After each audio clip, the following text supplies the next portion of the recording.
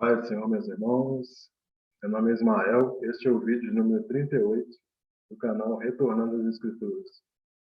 Hoje, em continuidade ao nosso estudo de Apocalipse, nós vamos estudar o capítulo de número 17.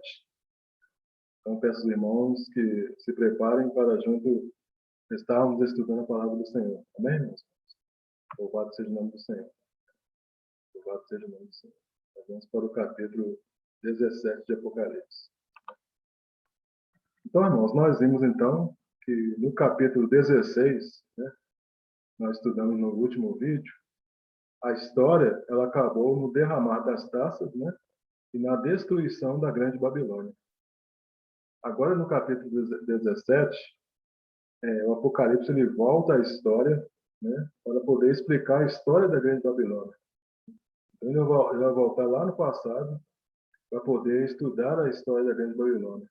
Vai falar da queda, e da condenação da grande meretriz. Então, essa aqui vai ser a terceira vez, que o Apocalipse ele volta ao passado. E aqui nós vamos ver que o Apocalipse 17 é uma explicação mais detalhada do Apocalipse 13. E quando nós estivermos estudando o Apocalipse 18, o Apocalipse 18 ele vai explicar com mais detalhes ainda a questão da grande Babilônia. Ou seja, o Apocalipse 18 ele vai aprofundar o Apocalipse 17. Ou seja, Deus volta ainda mais no tempo para poder explicar a questão da grande Babilônia.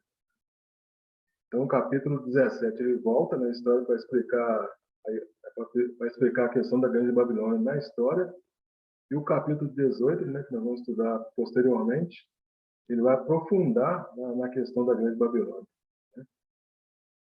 Então, nós estudamos que no capítulo 13, nos foi apresentada a besta, Agora, aqui no capítulo 17, vai ser mostrada a besta com uma mulher sentada em cima, que é a grande Babilônia.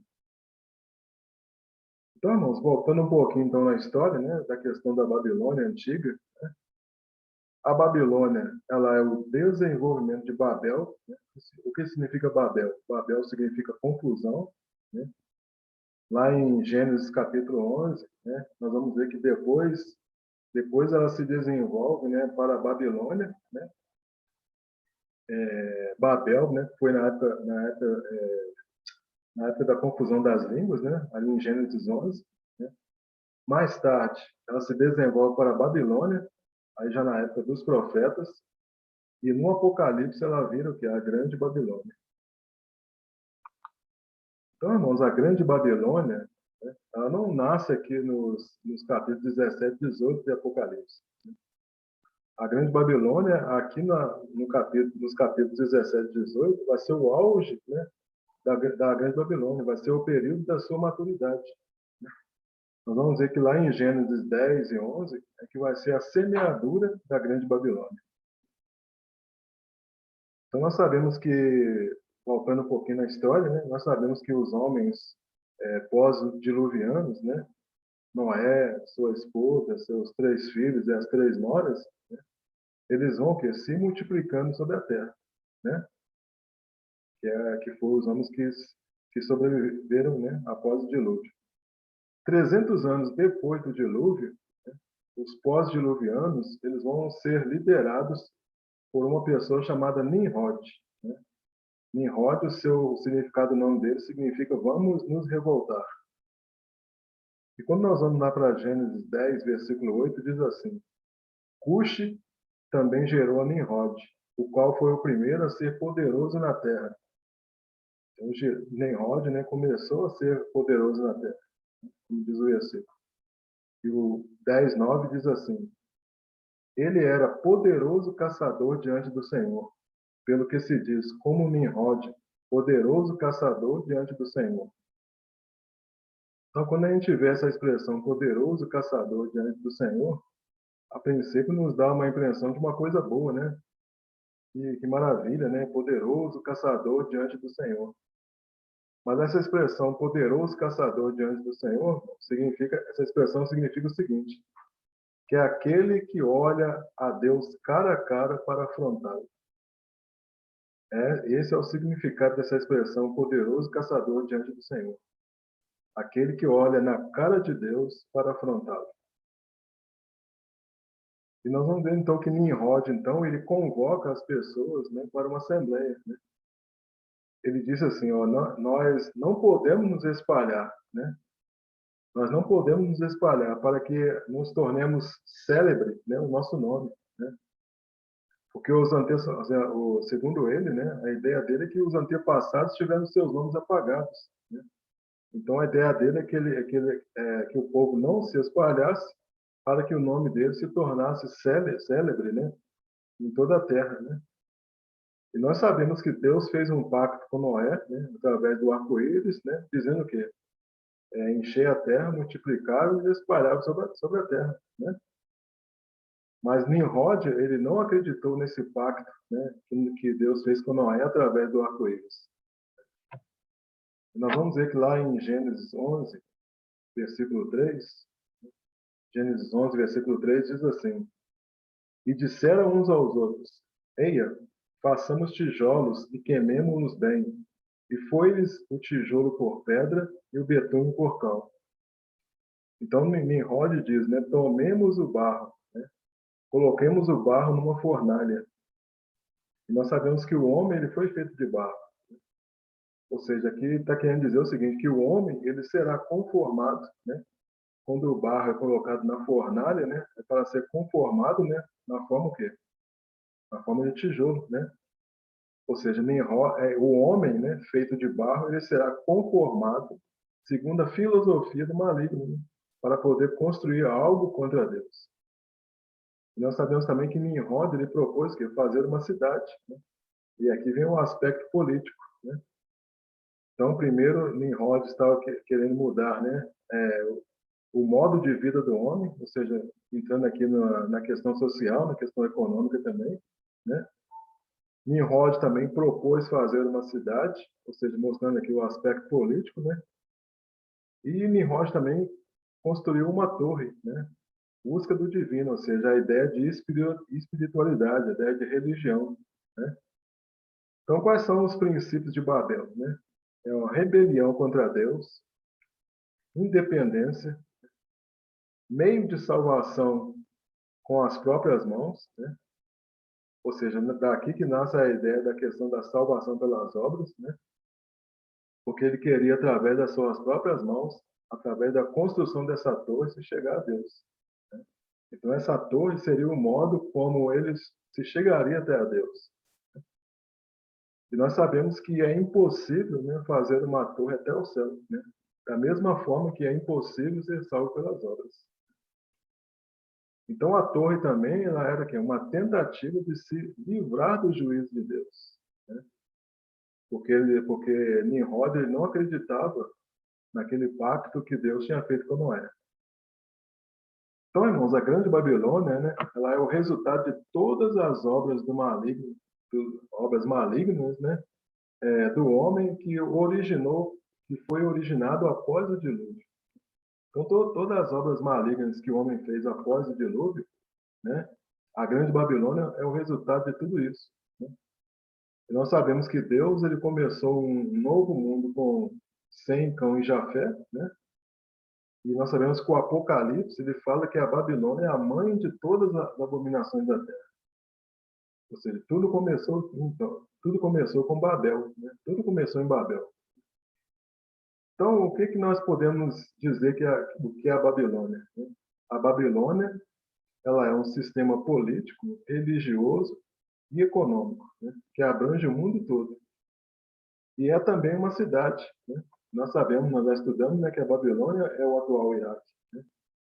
Então, a Babilônia, ao mesmo tempo que ela é um sistema político, religioso e econômico, né, ela também é uma cidade, né? Nós sabemos que é o atual Iraque, né? Então, a Grande Babilônia, ela não é Jerusalém, né? Algumas pessoas acham que a Grande Babilônia é Jerusalém.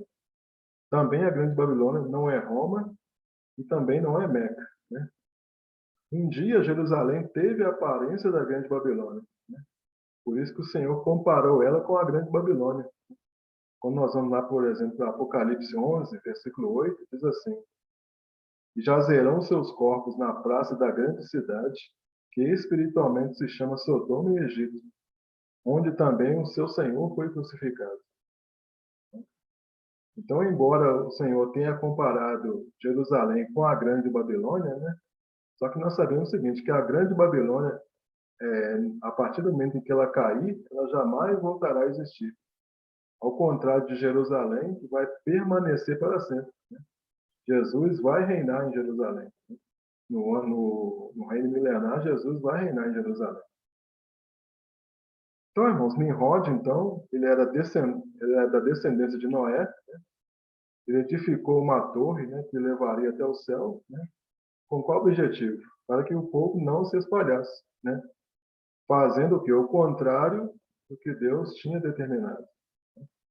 Lá em Gênesis 11, versículo 6, diz assim: E o Senhor disse: Eis que o povo é um, e todos têm uma mesma língua, e isto é o que começam a fazer.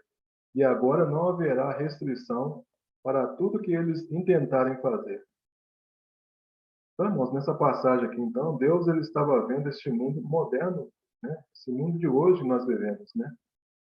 Hoje, né, os homens, eles não têm mais esse tipo de problema, né? Essa questão da língua, né? Por quê? Porque eles já conseguem aprender a língua um dos outros, né? Hoje nós aprendemos a língua um dos outros com facilidade, né? Inclusive até existe um aplicativo, né, que traduz uma determinada língua, né? Então por isso que lá em Gênesis 12, né, Deus começa tudo novamente, né? Como Deus viu que a situação do povo estava, né, depois do surgimento de Nimrod, dessa liderança de Nimrod, então a gente vai ver que lá em Gênesis 12 Deus começa tudo novamente, né? Aí Deus chama quem? Deus chama Abraão, né? Deus chama Abraão para poder o quê? Formar o povo dele, formar um povo para ele, né? E Abraão saiu de onde? Abraão saiu da Babilônia. Então Deus tira Abraão da Babilônia para poder o quê? Formar um povo dele. Então, irmãos, os capítulos 17 e 18 de Apocalipse, eles vão dar os detalhes da destruição da grande Babilônia, né? Que foi narrada lá atrás, né? Em Apocalipse 14, versículo 8, e Apocalipse 16, versículo 19. Né? O capítulo 17, ele mostra a queda da Babilônia nas mãos do anticristo, ou seja, aqui está falando da Babilônia no seu aspecto político e religioso. E no capítulo 18, nós vamos ver a queda da grande Babilônia, só que nas mãos de Deus. Né? Aqui está falando da Babilônia no seu aspecto literal e no seu aspecto comercial. E nós já falamos anteriormente, né, que o Apocalipse 17 ele está explicando com mais detalhes o Apocalipse 13.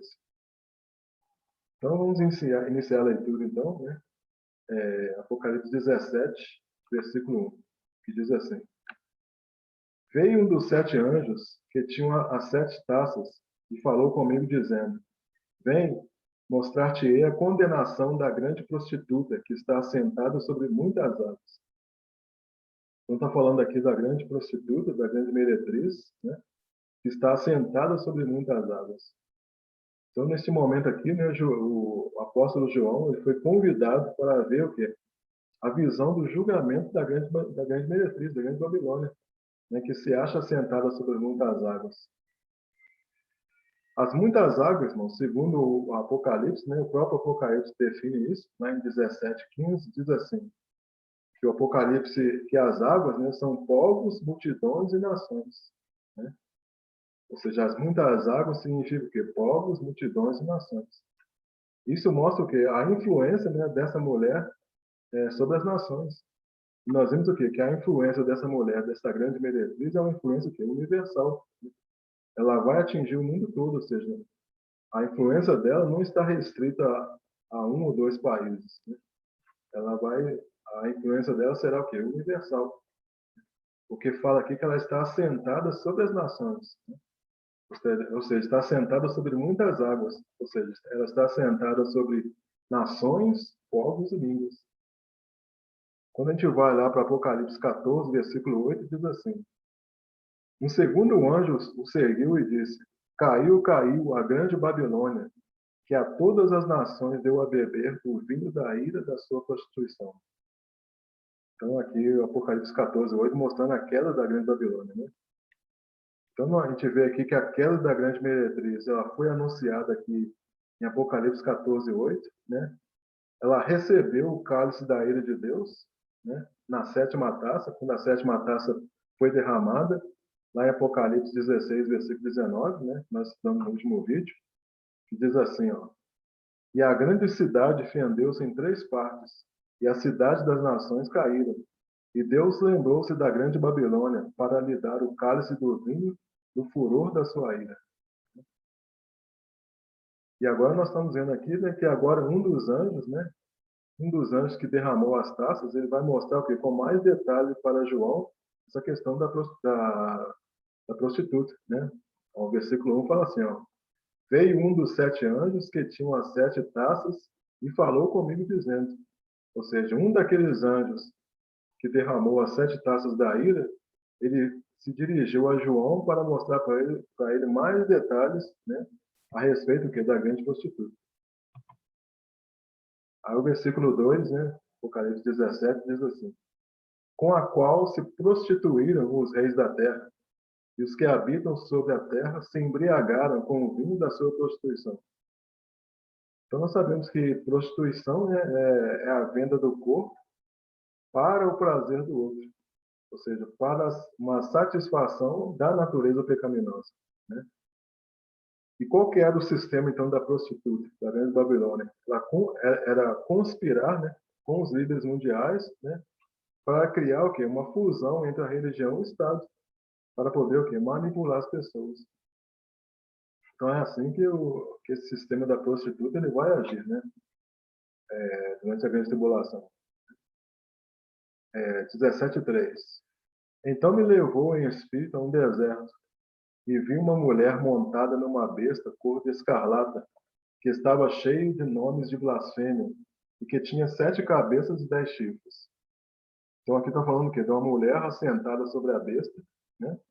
Então nós temos que fazer agora uma separação entre a mulher e a besta, né? Para a gente entender bem, nós temos que separar a mulher da besta. Então quando João é arrebatado em espírito, né? A palavra de Deus diz aqui que ele foi a um deserto, né? Então me levou em espírito a um deserto, ou seja, ele foi arrebatado em espírito, ele foi a um deserto, ele viu uma mulher, né? Essa mulher, ela tem dupla identidade, né? Ela é ao mesmo tempo falso sistema religioso, político e econômico, mas ela também é a grande cidade da Babilônia, né? Então essa mulher aqui, ela parece controlar, né, e até dirigir, né, a besta, porque diz a passagem aqui que ela está cavalgando sobre a besta. E o que é a besta, né? São povos, línguas e nações, né? Mas no fundo, essa grande prostituta, ela é sustentada pela besta. E nós sabemos o quê? Que esse espírito, né, ele habita no deserto, né? Ó, em João, o versículo dizendo, né? Então ele me levou em espírito a um deserto. E é interessante quando a gente vai lá para Lucas, capítulo 11, versículo 24, diz assim: Quando o espírito imundo tem saído do homem, anda por lugares secos, buscando repouso, e não o achando, diz: Tornarei para a minha casa de onde saí. Onde, irmãos, onde que a mulher ela vai encontrar repouso, né? Ela vai encontrar repouso retornando para a sua casa, né? Então, como é que ela faz para retornar para a sua casa, né? Montando sobre a besta. Então, o montar sobre a besta é uma forma da mulher encontrar repouso. Por quê? Porque quando ela está em lugares áridos, né? Em lugares secos, no deserto, né? Ela fica buscando repouso, mas não acha. Então, por isso que ela torna para a sua casa, né? Ou seja, montando sobre a besta. Versículo 4, né? Continuando.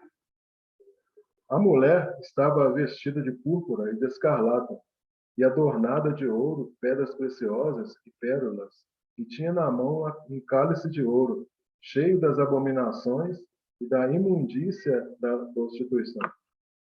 Então nós vemos aqui que João ele vê uma cena, né? Ele está vendo uma cena aqui. Ele está vendo uma mulher enfeitada, né, com ouro, e nós sabemos que o ouro é o símbolo da natureza divina, né? Estava adornada de pedras preciosas, que significa obra de glorificação, né, de santificação, E também estava adornado de pérolas, né? Que a pérola se remete a obras de redenção. E nós vamos ver que esses materiais aqui são os mesmos materiais, né, da Nova Jerusalém, que nós vamos estar estudando, né, mais lá para frente, né? Então nós percebemos que essa mulher, né, a grande prostituta, ela traz uma aparência exterior. Ela quer mostrar o quê? Uma aparência exterior. Então vamos entender um pouquinho, né, a questão dessa vestimenta, né, da vestimenta da meretriz. Quando a gente vai lá para os Salmos, capítulo 22, versículo 6, o versículo diz assim: Mas eu sou verme, e não homem, opróbrio dos homens e desprezado do povo. Aqui está falando o quê? De Cristo no Calvário, né? Nós sabemos então que os judeus, eles usavam um tipo de verme para poder fazer um corante vermelho. Vermelho que simboliza que é a cor dos nossos pecados, né? Esta mulher, então, né, vestida de escarlata, né, ela estava o quê? Cheia de pecados, né? Se a cor vermelha ela representa os nossos pecados, né? E ela estava vestida de púrpura, de escarlata, significa que essa mulher estava vestida, estava cheia de pecados. Mas era necessário um grande número de vermes para poder o quê? Obter esse corante suficiente para poder deixar a roupa totalmente vermelha, né? E o fato de precisar de uma quantidade muito grande de vermes para poder obter essa coloração, né? Isso encarecia tanta roupa que era chamada o quê? Da cor da realeza. Essa cor era chamada cor da realeza.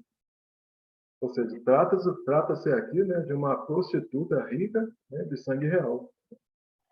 Então, a sua vestimenta, né, escarlata, né, vermelho sangue, púrpura, vermelho arroxeado, nós sabemos que são as cores da realeza, né?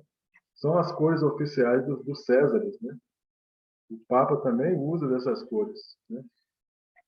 Então, ela traz o quê? Um cálice para dar de beber, né? Esse cálice, né, ele representa que é o cálice de ouro, né? Então, a prostituta, ela quer que as pessoas acreditem que ela está usando o Santo Graal, né? O que é o Santo Graal? Aquele cálice usado por Jesus na última ceia, né? Então, nós sabemos que o Santo Graal ele foi uma das lendas, né, mais populares ali na Idade Média, né? E fazia menção a um suposto cálice, né, que Jesus teria utilizado, né, durante a última ceia.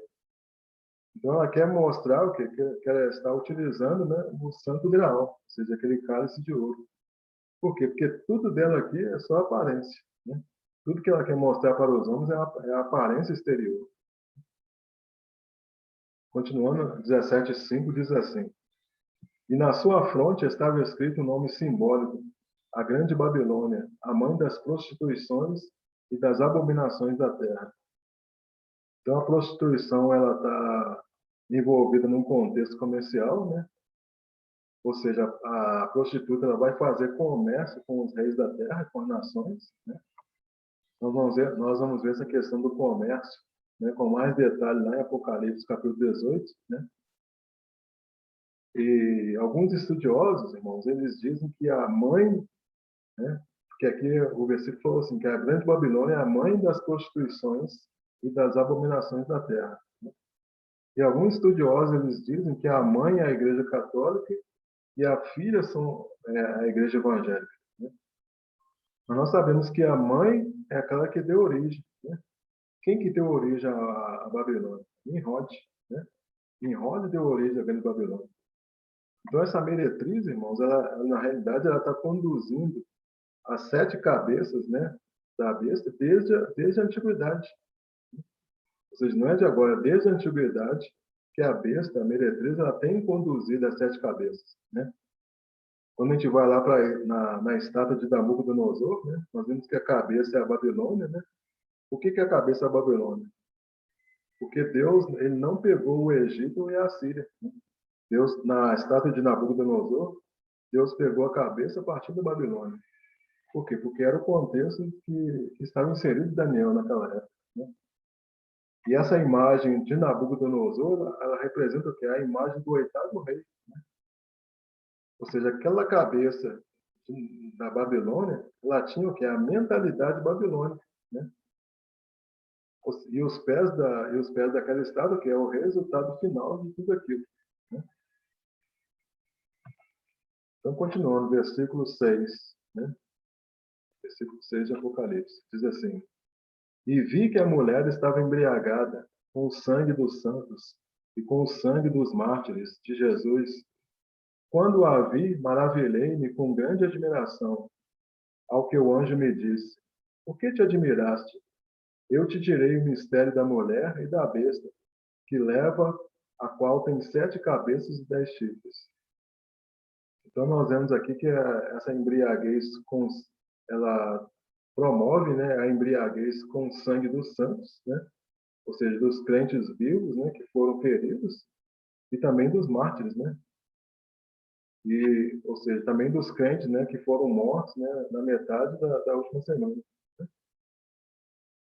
E aqui no 17, 18 diz: A besta que viste era e já não é, todavia está para subir do abismo, e vai-se para a perdição.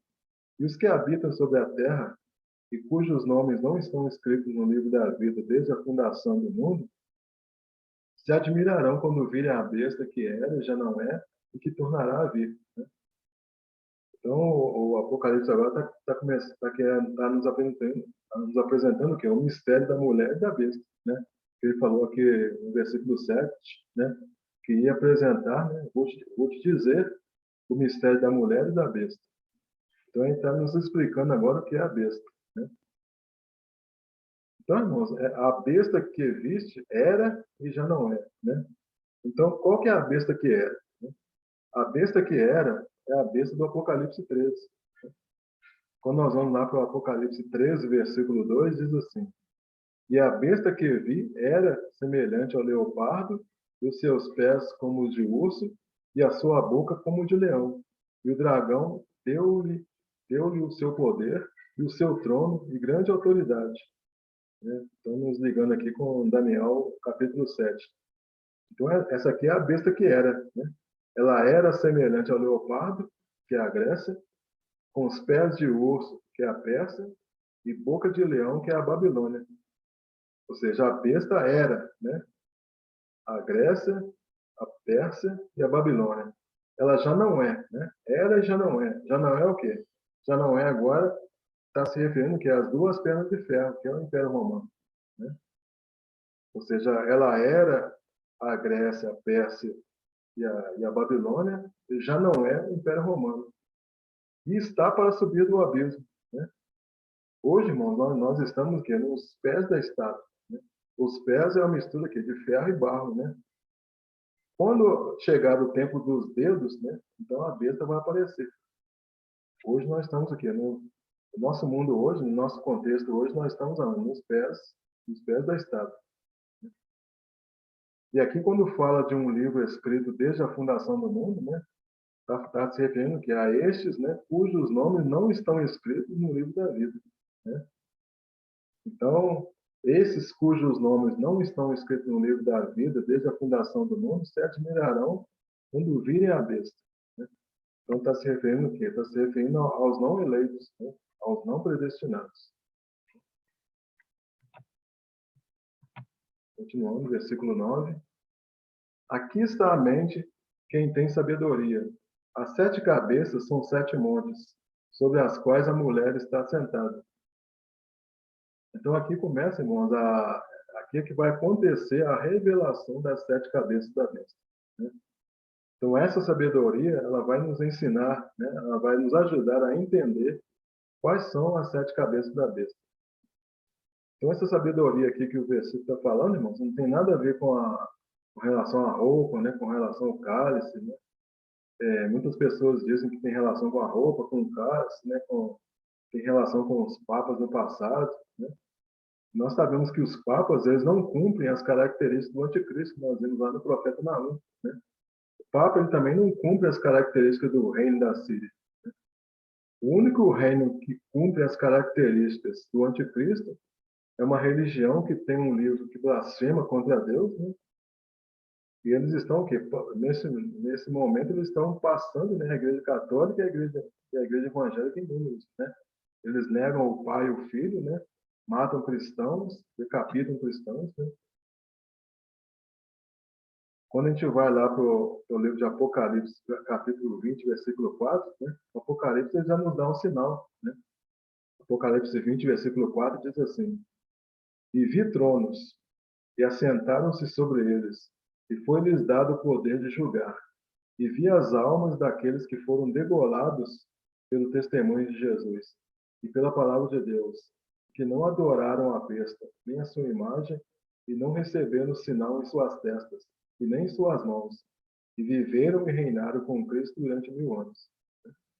Então você vê que o Apocalipse 20, versículo 4, né? Mais para frente a gente vai estar detalhando aqui para os irmãos esse versículo, né? Está nos dando aqui uma deixa, né, a respeito desse assunto que nós acabamos de falar, né? Então, o versículo, né, 9 do capítulo 17 está dizendo: a sabedoria, né? Aqui está a mente de quem tem sabedoria, né? A sabedoria por quê? Porque é preciso olhar para toda a palavra de Deus, né? É preciso olhar para todos os profetas, né? É preciso também olhar para a história geral, para poder entender essa questão das 7 cabeças da besta. Então, as 7 cabeças, irmão, a palavra de Deus está dizendo aqui que são 7 montes, né? Não quer dizer que são 7 colinas. Está falando que são 7 montes. Montes, profeticamente, são reis, né? Ezequiel, ele profetizava contra os montes, né? Quando a gente vai lá para Ezequiel, capítulo 35, versículos 2 e 3, né? Diz assim, Ezequiel 35, 2 e 3. Filho do homem, volve o rosto contra o monte Seir e profetiza contra ele. Diz-lhe, assim diz o Senhor Deus, eis que eu estou contra ti, ó monte Seir, e estenderei a mão contra ti e te farei desolação e espanto. Quando a gente vai lá para Ezequiel 36, versículo 1, diz: Tu, ó filho do homem, profetiza aos montes de Israel e diz: Montes de Israel, ouvi a palavra do Senhor. Então, ó, montes, né, está se referindo que profeticamente são reis, né? Quando a gente vai lá para Apocalipse 13, versículo 1, né, diz assim: Então vi subir do mar uma besta que tinha 10 chifres e 7 cabeças, e sobre os seus chifres 10 diademas, e sobre as suas cabeças nome de blasfêmia. Então, lá em Apocalipse 13, né, tem uma besta que tem 7 cabeças e 10 chifres. Agora, Apocalipse 17, ele está explicando que são essas 7 cabeças, né? Lá no Apocalipse 13, a gente não sabia quem eram as 7 cabeças. Agora, aqui no Apocalipse 17, ele vai explicar quem são essas 7 cabeças, né? Então, 17:10 diz assim, ele vai começar a explicar agora, né? São também 7 reis, 5 já caíram, um existe, e o outro ainda não é vindo. E quando vier, deve permanecer pouco tempo. Então, irmão, 7 cabeças são impérios que se colocaram contra o povo de Deus, né? São 7 impérios que se colocaram contra o povo de Deus. Impérios esses que dominados pela meretriz, né? Quando fala que a meretriz está sentada sobre a besta, né? Isso aí ela já vem fazendo, né, desde muitos anos, né? Então essas 7 cabeças que são 7 impérios, né, que se colocaram contra o povo de Deus. Então o primeiro império é o egípcio, né? Nós sabemos que o povo egípcio ele escravizou o povo de Deus, né? O segundo império é o assírio, o terceiro é o babilônico, o quarto império é o império persa, né? Apesar de aqui no Império Persa nós tivemos uma história importante, né? Que foi a questão da posição de Esther, né? Que foi uma posição muito significativa, né? Para que o plano de Amã, né? Em aniquilar os judeus não tivesse sucesso, né? Mas nós sabemos que nessa época que a Esther, né? O rei Assuero, ele se colocou em oposição à reconstrução dos muros da cidade de Jerusalém. Aí nós temos o quinto império, que é o grego, o sexto império, que é Roma, né? Depois vem mais tarde o Império Otomano, e o sétimo império, que é o anticristo. Aí depois do sétimo império vem o quê? Vem o oitavo rei, né? E esse rei também é chamado de príncipe. Então essas 7 cabeças, então, irmão, são os 7 reis, né? Então, repetindo aí, se alguém estiver anotando, né? Egípcio, Assírio, Babilônia, Pérsia, Grécia, Roma, que tem um desdobramento mais tarde no Império Otomano, e o Anticristo, né? O sétimo império. Então, essas 7 cabeças, então, são o quê? 7 reis. 7 reis. Aí a passagem fala assim, que 5 já caíram, né? Então, aqui, esses 5 já caíram não são as colinas do Vaticano, né? Alguns acham que foram as colinas do Vaticano. Então, as colinas do Vaticano não caíram, né? Então, não está se referindo aqui às colinas do Vaticano, né? Então, cinco cabeças, né? 5 reis. 5 caíram, né? Um existe. Então, qual que existe? É o Império Romano. Por quê? Porque é um império que está aqui na época, né, do apóstolo João. Então, qual foram os cinco impérios que caíram? O egípcio, assírio, babilônico, persa e Grécia. Então, 5 caíram. Um existe, que é o Império Romano. E o outro não veio, né? Quando ele vier, né, vai permanecer pouco tempo. Então, de Roma para trás, nós temos o quê? A Grécia, Pérsia, Assíria, Babilônia e Egito. A sétima cabeça, ela ainda não chegou. Quando ela chegar, ela vai durar pouco. Então, a sétima cabeça, então, irmãos, ela não pode ser o Império Otomano, né? Que alguns dizem, não, a sétima cabeça vai ser o Império Otomano. Mas por que não pode ser o Império Otomano? Porque a palavra de Deus diz que o sétimo ainda não veio. E quando ele vier, vai permanecer por pouco tempo, né? O Império Otomano ele durou de 1299 a 1923, ou seja, durou 624 anos. Então, a sétima cabeça ela não pode ser o Império Otomano. Então, quando a gente vai lá para Daniel capítulo 7, né, nós temos ali 4 animais, né, o leão, o urso, o leopardo e a besta. Né? Então, no tempo da besta, né, com 10 chifres, é o tempo que é o tempo do fim. Né? No tempo da besta com 10 chifres é o tempo do fim. Só que Daniel, irmão, Daniel ele não profetiza o quinto reino. Né? Nem na estátua nós vamos ver o quinto reino. Ou seja, nem na estátua, nem nos animais, Daniel não é profetizado o quinto reino. Então, por isso que muitas pessoas elas acham que nós ainda estamos na era de Roma. Né? Eles acham que os 10 reis eles virão de Roma. Mas quando nós conjugamos Daniel 7, né, o livro de Daniel com o livro de Apocalipse, nós vamos ver que o Império Romano ele vai ser o sexto reino. Ou seja, o Império Romano vai ser o sexto reino. Né? A cabeça do quarto animal, né, ela vai ser o quê? O sétimo reino. Por quê, irmão? Porque em Apocalipse, Deus está contando as cabeças a partir do Egito. Né? Então, Deus no Apocalipse está colocando o Egito e a Síria antes. Né? Então, por isso que o Império Romano passa a ser o quê? O sexto império. Né? Então, para nós entendermos essa questão das 7 cabeças, né? Nós temos que fazer a junção de Daniel com o Apocalipse. Bem, irmãos? Então, continuando aqui, né, capítulo 17, versículo 11, diz assim: E a besta que era e já não é também o oitavo rei e é do 7. Vai-se para a perdição. Né?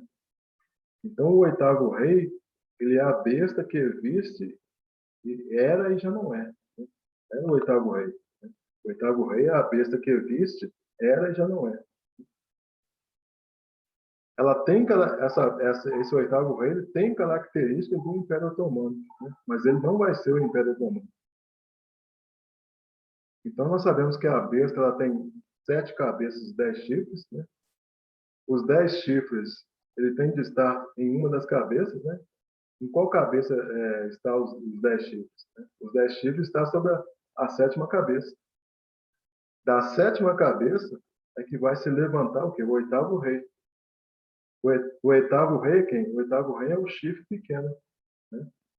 Ou seja, nós temos 10 chifres, né? A besta tem 7 cabeças e 10 chifres. Os 10 chifres, eles estão na sétima cabeça. Da sétima cabeça vai se levantar o oitavo rei, né? Que é o quê? Que é o chifre pequeno, né? Que vai aparecer no futuro, mas ele se levanta dentre os 10 chifres. Né? Mas ele se levanta dentre os 10 chifres, né? Então, o oitavo rei, ele domina sobre a sétima cabeça, né, que tem os 10 chifres. Então, por isso está dizendo aqui que a besta que era e já não é também o oitavo rei e é dos 7. Né? Ou seja, né, a sétima cabeça ela se levanta do oitavo rei, que é o chifre pequeno, que vai aparecer no futuro. Ele se levanta dentre os 10 chifres, né? Mas ele também ele faz parte dos 10. Né? Mas ele também é dos 7. Né? Então, irmãos, quando a gente, é interessante, né? Quando a gente estuda a imagem da estátua de Nabucodonosor, né? A gente vê perfeitamente que essa imagem da estátua de Nabucodonosor é o oitavo rei. Por isso que tem aquela pedra que bate na estátua e tudo vai se tornar pó. Né? Está representando que o Armagedon. Né? Não vai ser no Armagedon que vai se destruir tudo isso. Né? E fala que aquela estátua vai se tornar pó. Né? Por quê? Porque aquela imagem da estátua de Nabucodonosor é o oitavo rei. Né? Ou seja, é o chifre pequeno. Então, nós temos aí o Egito, né? Repetindo aí o Egito, as 7 cabeças, né? O Egito, a Síria, a Babilônia, Medo-Persa, Grécia, Roma e o sétimo império. A besta que ela era semelhante ao leopardo, Grécia, com pés de urso, Persa e boca de leão, Babilônia. Né? Ela já né? Não é o quarto animal. Né? O quarto animal ele tem 10 chifres. Né? Dentre ele, né? Dentre esses 10 chifres, vai sair um chifre pequeno. Esse chifre pequeno, então, é o oitavo rei, só que esse oitavo rei é do 7. Né? Ele faz parte da sete do 7. Né? Então, a besta que será no futuro, né? Nós sabemos que a besta que será no futuro, ela é uma das cabeças que foi ferida no passado, né? Que é a Síria, nós já estudamos, né? E ela está o quê? Entre as 5 cabeças que caíram. Né? Então, irmãos, o Império Romano, né, que existia na época de João, ele não é a besta. Né? Então, como muitas pessoas ensinam às vezes, né? O Império Romano que existia na época de João, ele não é a besta. Então, continuando aqui, né? Só um minutinho. Vamos para o capítulo agora 17 e 12. Diz assim: os 10 chifres que viste são 10 reis, os quais ainda não receberam o reino, mas receberão autoridade como reis por 1 hora, juntamente com a besta. Então, está explicando aqui o sétimo reino, né? Então, são 10 chifres, né? Que são igual a 10 reis, né? Que ainda não receberam o reino. Né? Eles vão receber o reino por 1 hora. Né? Essa 1 hora é a mesma coisa que 3 anos e meio, né? 1260 dias. Que 10 chifres são esses, irmãos? Né? São os 10 chifres que estão na besta de Apocalipse 13. Né? E lá diz que tem 10 diademas, né, sobre os 10 chifres. Ou seja, tem 10 coroas sobre os 10 chifres. E eles receberão o quê? Autoridade juntamente com a besta, né? Ou seja, com o oitavo rei. Eles receberão autoridade juntamente com o oitavo rei. O versículo 13 diz assim, 17, 13, né? Estes, né, têm o mesmo intento e entregarão o seu poder e autoridade à besta. Estes quem? Os reis, né?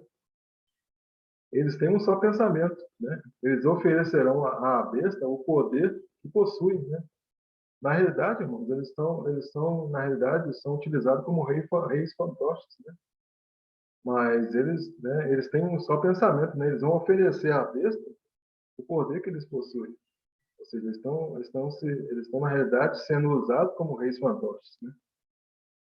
Quando a gente vai lá para Apocalipse 6, versículo 2, diz assim: olhei e eis um cavalo branco, e o que estava montado nele tinha um arco, e foi-lhe dado uma coroa e saiu vencendo e para vencer. Ó, foi-lhe dado uma coroa, né? Então eles ofereceram o que? A besta, o poder que eles possuem, né? Ou seja, foi oferecida ao anticristo que é uma coroa, né? Foi-lhe dado uma coroa. lá em Daniel 7:24, diz assim: E quanto aos 10 chifres, daquele mesmo reino se levantarão 10 reis, e depois dele se levantará outro, o qual será diferente dos primeiros, e abaterá 3 reis. Né? Estão falando aqui da questão dos 10 chifres, né? E falando aqui da questão do oitavo rei, né?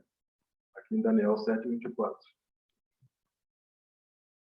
17:14 diz assim: Estes combaterão contra o Cordeiro, e o Cordeiro os vencerá, porque é o Senhor dos senhores e o Rei dos reis.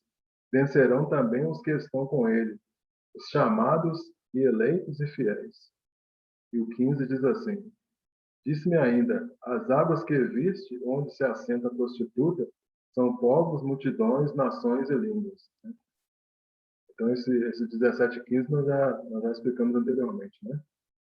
Então, o 14 está dizendo assim: estes combaterão contra o Cordeiro. Estes quem? A besta, né?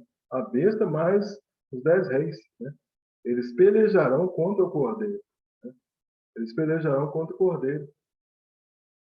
E o Cordeiro os vencerá, juntamente com os eleitos. Né? Nós sabemos que isso vai acontecer quando? Lá na Batalha da Armagedon. Né? Quando Cristo ele vai vir com os seus eleitos, né? Com os anjos, com os seus eleitos, né? Para a Batalha do Armagedon. Né? Então, essa aqui vai acontecer lá no Armagedon. Interessante, irmãos, quando a gente vai lá para o livro de Esther, né? Nós sabemos que no livro de Esther houve um decreto, né, para que se houvesse uma perseguição contra o povo judeu, né, que vivia debaixo, né, do Império Persa, né, um daquelas cabeças, né, que oprimiu, né, o povo de Israel, né. E aqui vai se levantar um homem chamado Amã, né, ou Amã, né. E esse Amã ele tem 10 filhos. Né. Olha só que interessante, né. Esse Amã ele tem 10 filhos. E eles vão se levantar contra os israelitas. Né? Mas no final, a Esther, a mulher, né, que representa a igreja, ela vai convencer o rei que Amã era um homem ímpio que estava tramando matar o povo dela. Ou seja, Amã, com seus 10 filhos, está fazendo referência que né, ao anticristo e às 10 nações. Né? Da mesma forma que Amã e seus 10 filhos se levantaram contra os israelitas, né? O anticristo e as 10 nações vão se levantar contra Cristo, né? Contra o povo de Deus. Né? Versículo 16. E os 10 chifres que viste, e a besta, esses odiarão a prostituta, e tornarão desolada e nua, e comerão as suas carnes, e a queimarão no fogo. Então, os 10 chifres, irmãos, eles odiarão a meretriz. Né? Deus ele vai usar o anticristo, né? E as forças bélicas do anticristo para poder o quê? Destruir a prostituta. O anticristo vai destruir a prostituta no seu aspecto religioso e político. Né? Porque nós sabemos que a Babilônia ela é a prostituta, né? E também a cidade, né? Que será destruída depois. Né? E nós sabemos que a Babilônia que corrompeu os reis da terra. Lá em Apocalipse 17:4, né? Que nós estudamos, diz assim, ó. Achava-se a mulher vestida de púrpura e de escarlata, adornada de ouro, de pedras preciosas e de pérolas, tendo na mão um cálice de ouro transbordante, de abominações e com as imundícies da sua prostituição. Né? Ou seja, ela tem o quê? A hora marcada para ser julgada por Deus. Né? Então, o sistema da prostituta, ela estava competindo com a adoração da besta, né? Promovido por quem? Pelo falso profeta. Né? Então, a destruição da Babilônia ela ocorre o quê? Para que a besta, né, possa aqui prevalecer. Né? Então, começou aqui a haver uma concorrência. Né? E o anticristo, então, ele destruiu então, a Babilônia, no seu aspecto religioso e político, que estava concorrendo quê? Com a adoração à besta, né? Promovida pelo falso profeta. E aqui no versículo 17, né, diz assim: Porque Deus lhes pôs nos corações o executarem o intento dele, chegarem a um acordo e entregarem à besta o seu reino até que se cumpram as palavras de Deus. Né? Então, esses governantes da terra, irmão, eles só seguirão fielmente o anticristo, né? Por quê? Porque aí reside a vontade de Deus. Né? Então, unidos, eles vão cumprir os intentos de Deus, eles vão cumprir a vontade de Deus de castigar a cidade da Babilônia. E juntos depois eles serão julgados, né, na segunda vinda de Cristo, né? Então, na verdade, o anticristo também, né, ele também é um rei fantoche, né? Ele vai ser utilizado também por Cristo para poder fazer essa destruição também, né? Ele será um instrumento também nas mãos de Deus, né? E versículo 18 diz: E a mulher que viste é a grande cidade que reina sobre os reis da terra. Então, aqui está falando da Babilônia, né, no seu aspecto material, né, que é a grande cidade, né, dos tempos antigos, né?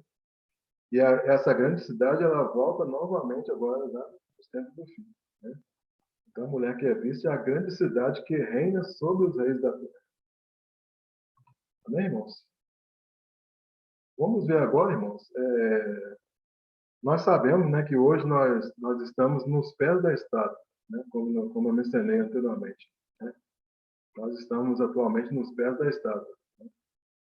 E os pés, né, ele é inserido no barro, né? Os pés que é inserido no barro, que os pés, né, até os pés é de ferro, né? E esse ferro é inserido no barro, né? Fazendo o quê? A mistura de barro e ferro, né? Então, hoje é interessante, como nós estamos nos pés da estátua, é interessante o que nós identificarmos eventos relacionados aos tempos do fim, né? Eventos relacionados ao que? A barro e ferro, né? Que nós estamos presenciando alguns fatos, né, que significam barro e ferro começando a se misturar, né? E a gente vai ver que ora eles estão unidos, desculpa, e ora eles estão em guerra, né? Ou seja, já falando dessa questão da mistura do barro e ferro, já no nosso contexto, né? Então, eu vou estar enumerando para os irmãos aqui alguns eventos, né? Alguns acontecimentos mundiais, né? Que fazem referência a essa questão que é da mistura, né? Do barro e do ferro. Então, nós tivemos aqui a Primeira Guerra Mundial, né? Que foi de 1914 a 1918. A Segunda Guerra Mundial, que foi de 1939 a 1945. Nós tivemos a queda do Império Otomano, né? O Império Otomano que foi desde 1918 até 1922. Depois nós tivemos a criação da ONU, né? Como consequência da Segunda Guerra Mundial, né? Que ocorreu em 1945. Nós tivemos aqui o renascimento da Terra de Israel, né? Em 1948. Quando nós vamos lá, por exemplo, a Ezequiel 36, né? A partir do 23, diz assim: Vindicarei a santidade do meu sangue, do meu grande nome, que foi profanado entre as nações, o qual profanaste no meio delas. As nações saberão que eu sou o Senhor, diz o Senhor Deus, quando eu vindicar a minha santidade perante elas. Tomar-vos-eis dentre as nações, e vos congregarei de todos os países, e vos trarei para a vossa terra. Então, o versículo é Ezequiel, né, que fala do renascimento da terra de Israel, né? Também em Ezequiel 37, né, que fala aí da visão do Vale dos Ossos Secos. Entre outras coisas, esse versículo também está falando do renascimento da terra de Israel. Outro fato é a criação da OLP, né, a Organização para a Libertação da Palestina, que foi em 1964, comandada por Yasser Arafat, né? Depois nós tivemos aqui a Guerra dos 6 Dias, né, que foi em 1967. Essa Guerra dos 6 Dias, ela profetiza a Terceira Guerra Mundial, né, o Armagedon. Essa Guerra dos 6 Dias, ela ocorreu do dia 5 de junho ao dia 10 de junho de 1967. Os países envolvidos nessa guerra foram o Egito, a Síria, o Iraque e a Jordânia. Esses 4 países, eles tinham um exército 20 vezes maior do que o exército de Israel, né? E tinha equipamentos mais sofisticados. Mas no 7º dia, Israel vence a guerra e Jerusalém é conquistada de forma ampla. Então é interessante, é uma guerra de 6 dias, sendo que no 7º dia, né, o Senhor vence a guerra, né? Então nós sabemos que o 7º dia é o dia de descanso, né? É o dia da vinda de Cristo, né?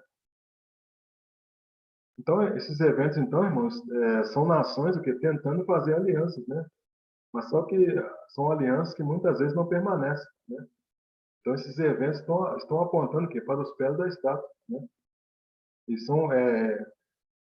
E, essa aliança só vai ocorrer de forma verdadeira onde? Quando vier o anticristo, né? Por enquanto, eles fazem aliança, né? Mas essas alianças, elas não permanecem, né? Outros fatos também que nós podemos elencar aqui dos irmãos, né? É a questão dos testes nucleares, né? Lá na Coreia do Norte, né? Tem a questão também da migração de cerca de 370 mil muçulmanos de Mianmar, né, para Bangladesh, né? Isso ocorreu lá em meados de 2018. Né? É um povo, né, que representa 5%, né, de 60 milhões de habitantes que habitam lá em Mianmar. Né? Temos também o conflito no Afeganistão, né? Temos também o conflito no Iêmen. Né? O Iêmen ele é considerado um dos países mais pobres do mundo. Né? É um país árabe, né? Mas é considerado um dos países mais pobres do mundo. Né? E tem sido que devastado por uma guerra civil. Temos também a guerra civil da Síria. Né? Temos a crise humanitária na República Democrática do Congo. Temos a questão lá do separatismo lá na Ucrânia. Né? E temos também a questão dos bascos, né? Dos catalães, o separatismo lá na Espanha. Né? E nós sabemos que a Espanha, né, assim como inúmeros outros estados, outros países, né, eles são constituídos, né, é um território, né, multinacional, ou seja, é um território formado por várias nações, né, por diversos grupos étnicos, grupos regionais, com grupos com identidade nacional diferenciada, né, do país ao qual eles pertencem. Né? Então, nesse sentido, então, esses territórios, então, né, é um dos principais locais do mundo onde há movimentos separatistas, né? Com um forte clamor de independência. Né? É o caso que acontece aqui com os bascos, né? E com os catalães. Né? Então, irmãos, com isso aqui, então, a gente encerra então, o capítulo 17, né, do livro de Apocalipse. Né? Espero que os irmãos tenham compreendido, né, todo aqui o nosso estudo. Né? Caso os irmãos ainda tenham dúvida, né, queiram fazer perguntas, peço aí que vocês deixem aí nos comentários. Né? Se você, irmão, gostou desse vídeo, deixe aí seu like, seu joinha.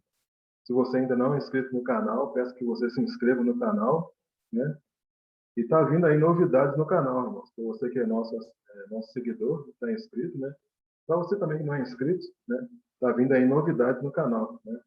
Nós vamos estar iniciando aqui um estudo no livro do profeta Isaías, né? Nós vamos continuar Apocalipse, né? Não vamos terminar Apocalipse, mas nós vamos terminar Apocalipse, mas vamos também dar início ao estudo do livro de Isaías.